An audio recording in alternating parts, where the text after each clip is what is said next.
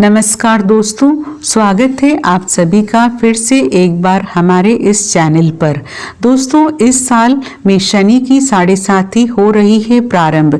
किन राशियों पर रहेंगी साढ़े साथी का साया?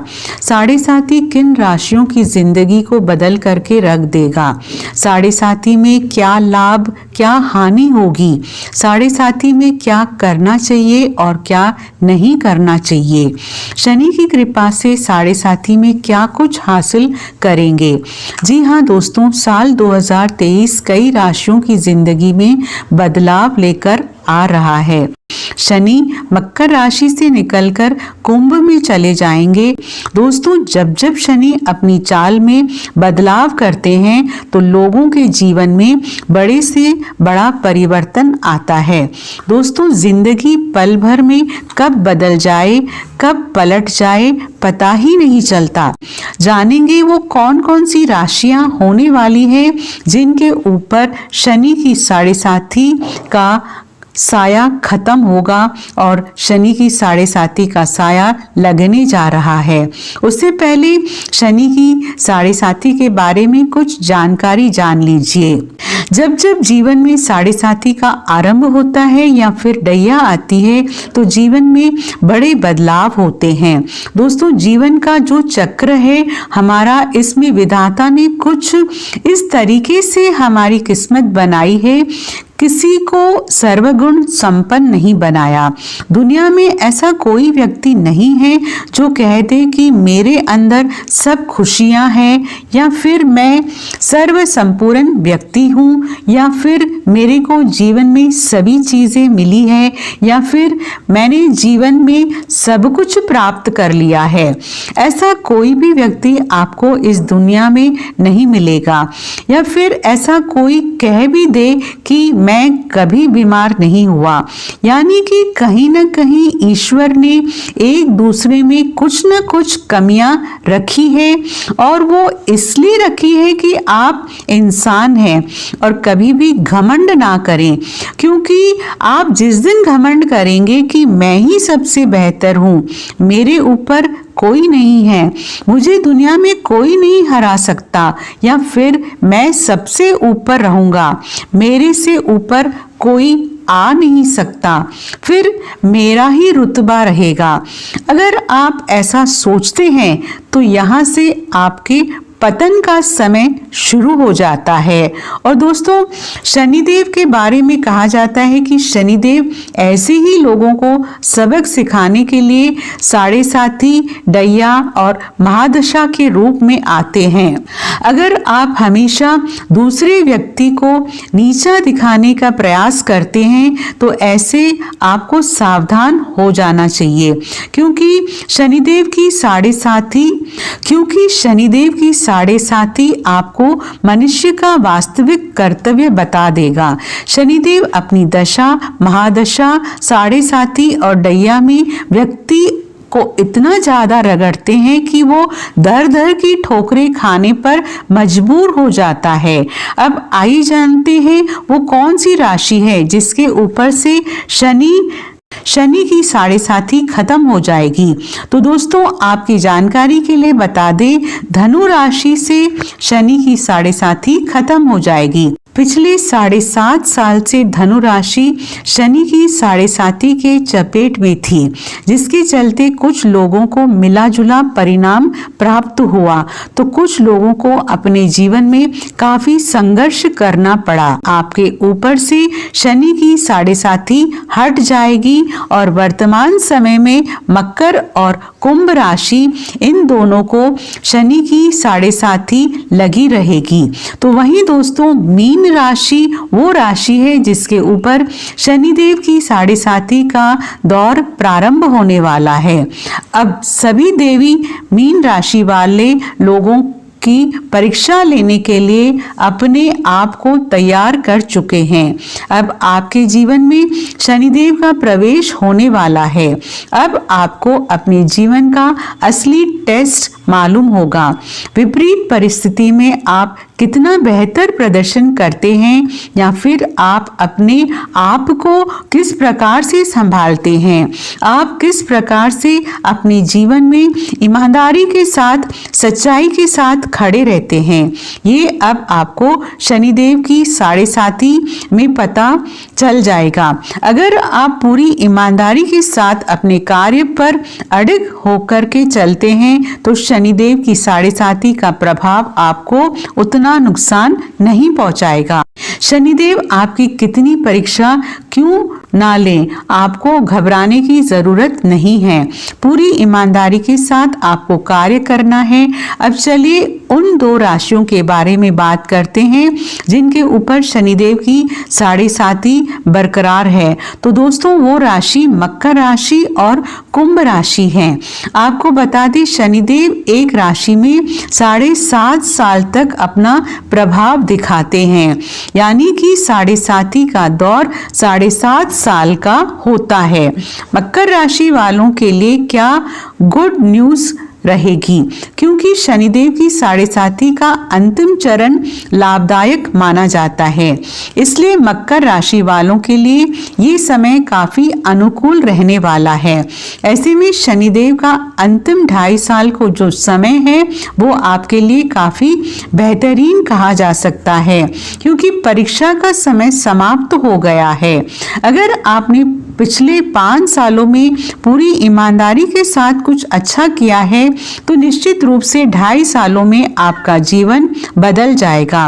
वहीं अगर कुंभ राशि वालों के बारे में बात की जाए तो कुंभ राशि वाले जातकों के जीवन में शनिदेव की 7.5 का दूसरा चरण का प्रभाव शुरू होगा।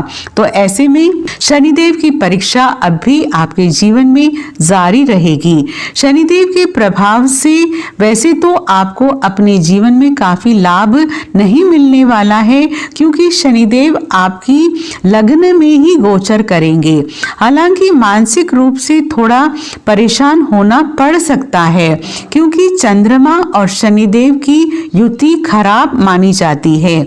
आइए जानते हैं इन राशियों को किन किन चीजों से दूरी बनाकर रखना चाहिए, क्योंकि अब शनि की दृष्टि इन्हीं 3 राशियों पर सबसे ज्यादा रहने वाली है।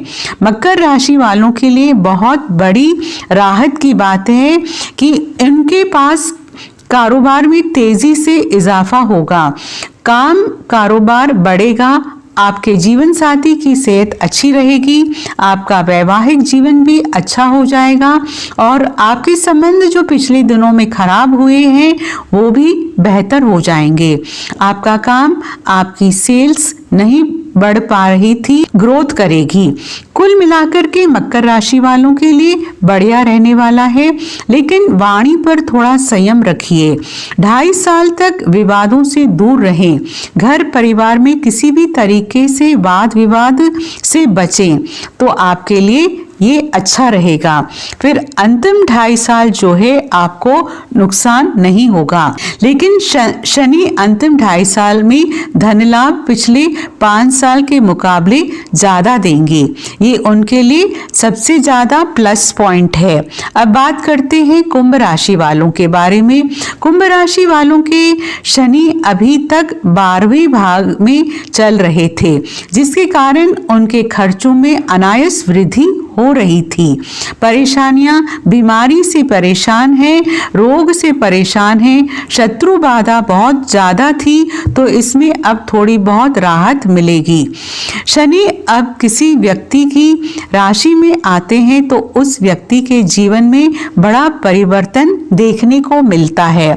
आपको बता दें सभी अपनी मूल त्रिकोण राशि कुंभ राशि में आएंगे, तो ऐसे में कुंभ राशि वालों को अपने हर कार्य में सफलता की प्राप्ति होगी। मान सम्मान, पद प्रतिष्ठा आपको प्राप्त हो सकता है। शनि की 7.5 में आपका स्वास्थ्य अच्छा रहेगा। काम कारोबार में बैलेंस तो कभी अनबैलेंस देखने को मिल सकता है, यानी कि कारोबार में उतार चढ़ाव आपको देखने को मिलेगा। कभी तेजी कहेगी तो कभी मध्यम हो जाएगी। आने वाले 2.5 साल आपको कुछ इसी प्रकार के परिणाम देखने को मिलेंगे। जो लोग समाज सेवक से जुड़े हुए हैं, बॉलीवुड से जुड़े हुए हैं, अभिनेता या फिर राजनेता हैं, उनके लिए बहुत ही अच्छा समय कहा जा सकता है। आपको सामाजिक पद प्रतिष्ठा शनिदेव जरूर प्रदान करेंगे, लेकिन दोस्तों शनिदेव की 7.5 के दरमियान आपको अपनी वाणी और क्रोध पर नियंत्रण रखने की आवश्यकता है, अन्यथा यही क्रोध आपको अपने पद से हटवा भी सकता है। विवादों से बचने का प्रयास करें, अन्यथा विवादों के चलते सुर्खियों में रह सकते हैं। वाणी के माध्यम से ही कार्यस्थल पर, घर परिवार में या फिर सामाजिक मान प्रतिष्ठा में आज आने की संभावना दिखाई दे रही है, इसलिए अपनी वाणी पर कंट्रोल रखने की आवश्यकता है। अब अंतिम राशि के बारे में बात करते हैं तो वो मीन राशि है। मीन राशि वालों के लिए शनि की 7.5 का दौर शुरू होने वाला है। शनि की 7.5 चैलेंजेस लेकर आती है। विपरीत परिस्थिति में आपको चैलेंज एक्सेप्ट करना आना चाहिए। वही लोग ज़्यादा बेहतर होते हैं जो मुश्किल परिस्थिति में भी बिना डगमगाए अपने हर कार्य को करते हैं, और जो लोग मुश्किल परिस्थिति में बैठे बैठे रोते हैं और चैलेंज को एक्सेप्ट नहीं कर पाते, फिर उस प्रकार के इंसानों को शनिदेव की 7.5 में कई प्रकार की समस्याओं का सामना करना पड़ता है, क्योंकि 7.5 के दरमियान शनिदेव आपको आपके कर्मों का फल देने के लिए आते हैं। अगर आपने पूर्व में अच्छा कर्म किया है तो 7.5 में शनिदेव आपको रंक से राजा बना देंगे। वहीं अगर आपने पूर्व में किसी को सताया है, किसी के साथ अन्याय किया है या फिर किसी को दुख पहुंचाया है, तो फिर आपको शनि की 7.5 का दुष्परिणाम झेलने के लिए तैयार हो जाना चाहिए। आप आने वाली चुनौतियों का सामना हंस करके करते हैं या फिर रो करके करते हैं, यहाँ ये आपके ऊपर निर्भर करता है। छोटी मोटी परेशानियां, बीमारियां कंटिन्यू रह सकती है। छोटी मोटी बीमारियां लगी रहती है। जब शनि की 7.5 प्रारंभ होती है तो इस प्रकार की छोटी मोटी दिक्कत बनी रहती है। गुप्त शत्रु से आपको सावधान रहने की आवश्यकता है। गुप्त शत्रु आपको नुकसान पहुंचाने की कोशिश कर सकते हैं। कार्य व्यवसाय में किसी बड़े परिवर्तन से बचे या फिर कोई नया कार्य प्रारंभ करने के बारे में सोच रहे हैं तो इस समय आपको रुक जाना चाहिए। अगर इस समय आप कोई नया कार्य शुरू करते हैं तो शनिदेव आपको नुकसान जरूर पहुंचाएंगे। किसी भी तरह के वाद विवाद से दूर रहने का प्रयास करें। इसके साथ ही विदेश जाने के इच्छुक लोगों के लिए समय अनुकूल रहने वाला है। जो लोग विदेश जाने की तैयारी कर रहे हैं, चाहे पढ़ाई के लिए हो या फिर व्यापार के लिए, विदेश जाने से उन लोगों को लाभ का अवसर प्राप्त होगा। तो मित्रों, आज के लिए बस इतना ही। फिर मुलाकात होगी एक नए और ताज़ा एपिसोड में। तब तक के लिए नमस्कार।